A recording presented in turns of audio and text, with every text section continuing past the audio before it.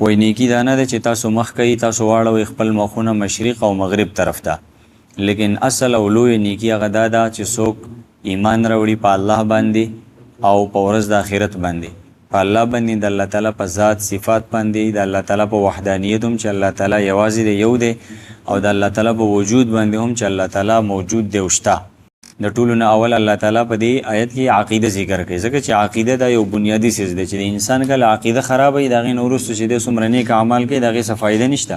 مثال داسې لکه وایي صفر چې دی که نه څومره صفرونه لګی که نه، خو که ایک دې ورسره نه یې لګولی، مثلا انسۍ لیکلی کېږي ګس طرف ته ایک ولیکي، بیا ورسره یو صفر ولګې 10 شي، نو چې بل صفر ورسره ولګې 100 شي، بل ورسره ولګې 1000 شي، د دې قیمت سیوا کېږي.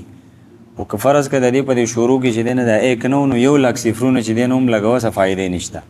صفر جمع صفر د هغې نتیجه هم صفر دی. صفر لکه په صفر کې ضرب ورکې نو هم نتیجې چې دی نو صفر دی. البته دغسې د الله تعالی ذات یعنی د دې مثال د ایک دی، څنګه چې الله تعالی یوازې دی، یو دی، نو چې کله د ایک ولګي د هغې نه وروستو د نیک عمل چې څومره موږ کو د دې مثال داسې دی لکه بیا د صفرونو، نو چې څومره پسې بیا صفرونه لګې دومره د هغې هغه ویلیو قیمت یې سیوا کېږي، په هغې باندې اجر و ثواب میلاویږي. د ټولو نه اول بنیادي څیز چې دی نه الله ذکر کړي د الله تعالی په الله باندې ایمان، والیوم الاخري او په ورځ د آخرت باندې ایمان، او په فرشتو باندې چې دا د الله تعالی نورانی مخلوق دی، پاک مخلوق دی، او د الله تعالی نافرمانی نه کوي، همیشه د الله تعالی په اطاعت کې عبادت کې مصروف دي. والکتاب او په کتاب باندې، یو کتاب نه بلکې چې څومره هم آسماني کتابونه دي، صحیفې نازلې شوي دي، په هغه ټولو باندې موږ وایو زموږ ایمان دی. اوس که پکې چا وروستو تحریف کړی دی او چې کومې خپلې خبرې پکې یهودو نصاراو شاملې کړې وي، هغه خو جدا خبره ده، لیکن د اسمان نه چې په کوم شکل کې نازل شي نو په هغه ټولو صحیفو کتابونو باندې زموږ ایمان دی. دا بنیادی خبره ده. او دغه شانتې الله فرمایي چې د نیکۍ کار دا دی چې په ټولو پیغمبرانو او نبیانو باندې هم ایمان راوړي که نه. نو یهود هغه موسی علیه السلام ته فضیلت ورکوي، هغه ته آخري نبی وایي. نصارا هغه عیسی علیه السلام ته فضیلت ورکوي، د نبی علیه السلام نه انکار کوي. یهود د عیسی علیه السلام نبی علیه السلام دواړو نه انکار کوي. د مسلمانانو عقیده چې دی نه هغه ډېره اعتدال والا ده، انصاف والا، چې موږ وایو لا نفرق بین احد من الرسل، موږ د الله تعالی د په رسولانو کې په هیڅ چا کې فرق نه کوو. آدم علیه السلام نه والا حضور صلی الله علیه وسلم پورې دا ټول د الله تعالی برحق نبیان او پیغمبرانو.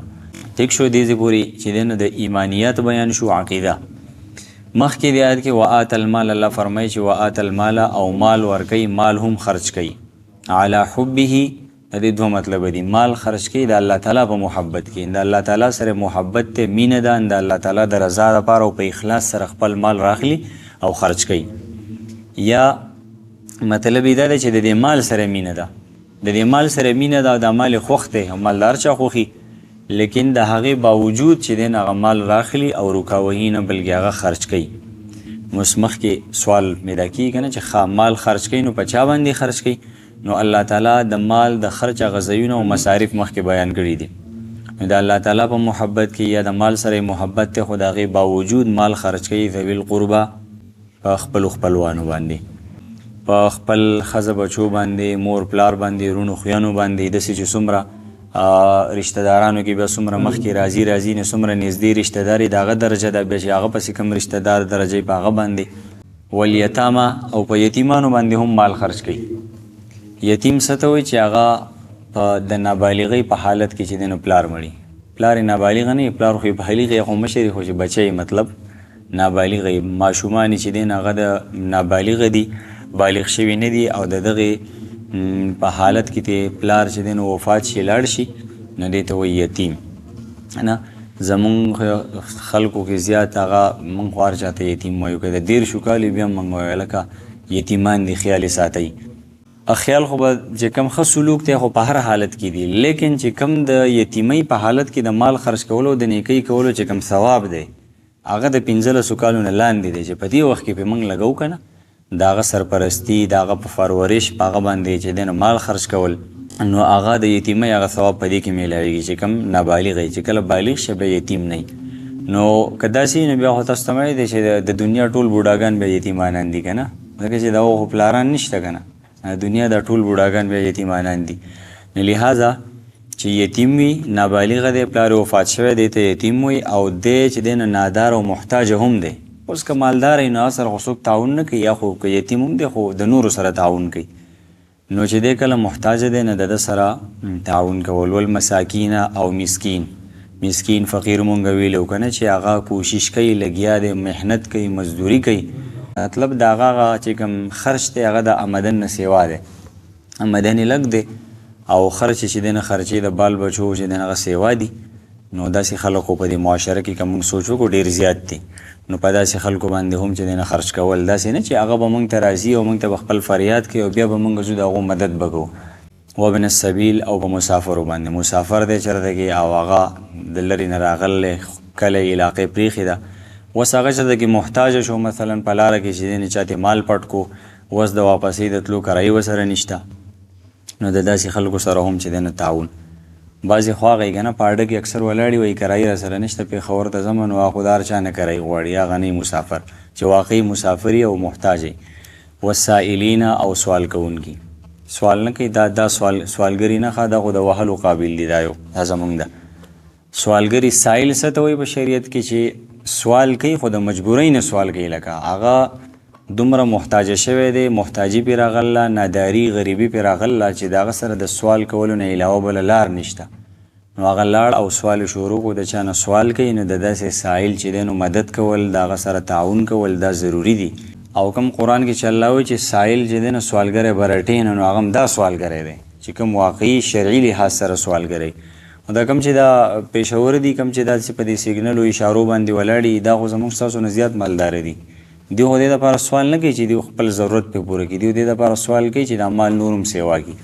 نو دیو چې پکې دا کم سوالګري دي نن سبا دا حرام کار کوي، د دې سره چې څوک تعاون کوي هغه هم په حرامو کې اخته دی. بیا لهذا چې دی نو سوالګري چې شرعي لحاظ سره وفي الرقاب او د غلامانو په آزادولو کې. نه هغه وخت کې غلامانو، نن سبا غلامان نشته، نن سبا قیدیان دي. مثلا په جیل کې یو قیدي دی بې ګناه دی یا ښه سړی خو څه غلطي ترې شوې ده، فریق دوم دی، د چا سره چې دی نو کیس دی، مسله ده، هغو څه پیسې ورته ورکړي، روغ وکړي، دا سړی رازاد کړي. نو نن سبا چې دی نه دا په دې کې راځي، ځکه چې غلامان خو هغه زمانه کې اوس نشته. بل داسې یو مقروضه دی، یو سړی دی قرضداره شوی دی او هغه قرضه چې دی نو د خپل وس نه بهر د کوشش کوي، لیکن قرضه پې زیاته ده. نو هغه هم په دې کې چې دی نو نن سبا دا صورت هم په دې کې داخل دی چې دا هغه مقروض هغه قرضه مونږ چې دی نو ورسره تعاون وکړو، کوشش وکړو او هغه دا قرضې نه خلاص کړو. ځکه بعضې انسان داسې چې نه راځي خو هغه بس قرضه او حالات پې راشي. واقام الصلاة وآت الزکاة او د نیکۍ کارونه الله چې دی نو شماري که نه. یو دا دی چې منځ قایموي، نو منځ قایمول د حق کول نه دي. نو د منځ قایمول دا دی چې موږ په منځ ځان خلاص کړو، په خشوع خضوع سره، په آدابو سره اودس کول، بیا ښکلی په خشوع خضوع سره منځ کول، دعا کول، وروستو اذکار کول، دا د منځ قایمول دي او د منځ اهتمام کول دي. وآت الزکاة او زکات هم ورکوي. فرض زکات خو مسلمان ورکوي، دا خو د مسلمان شان نه دی چې د ده باندې زکات فرض دی، صاحب نصاب دی، الله تعالی ورته مال ورکړی دی، نو دی خو به زکات ورکوي. زکات چې نه ورکوي اکثر په مال باندې بیا حالات راځي، کله پې الله تعالی غله مسلط کي، ډاکوان پې مسلط شي، کله تی چې دی نو هغه اور پې ولګي، هغه مال یې وسوځي، مختلف قسم حالات بیا راځي. نو لهذا د اسلامي کال په لحاظ سره چې کال پوره شي، یو سړی صاحب نصاب دی، نو هغه ته زکات هغه چې دی نو پکار دی چې هغه خپل زکات ادا کړي، مخکې هم ورکولی شي.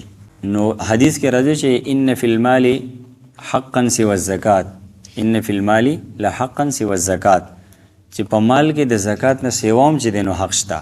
دا نه دی چې صرف فرض مونږ ادا کړل، د هغې نه وروسته که یو سړی ضرورتمند دی، محتاج دی، نو نفلي صدقه هم چې دی نو مونږ په هغه باندې کولی شو. والموفون بعهدهم او خپل وعدې پوره کوي، اذا عهدو کله چې چا سره وعده وکړي، جایزه وعده چا سره کړې ده نو د هغې پوره کول بیا واجب دي، ضروري دي. والصابرین فی البأساء او تنګدستي پې راغله په هغې کې صبر کوي، والضراء یا چې دی نو څه تکلیف او بیماري پې راغله نو په هغې کې هم صبر کوي، جزا فضا او فریاد نه کوي. بأسا داسې یو تکلیف چې کوم په انسان باندې د بهر نه راځي، لکه مال چې دی هغه نقصان وشو، یو ځای کې اور ولګېد نقصان وشو که نه، نو دې ته بهرني تکلیف ته چې دی نو بأسا وایي. او ضرا چې انسان کم اندروني تکلیف لکه بیماري پې راغله، وړه بیماری دی یا لویه هر قسمه، او په هغې کې دی صبر کوي، دا چې دی نو وایي د نیکۍ کارونه دي. وحین البأس او د جنګ په وخت کې. اولئک الذین صدقوا، هم دا خلک وایي رښتوني دي، و اولئک هم المتقون او هم دا خلک چې دی نو پرهیزګاره دي متقیان دي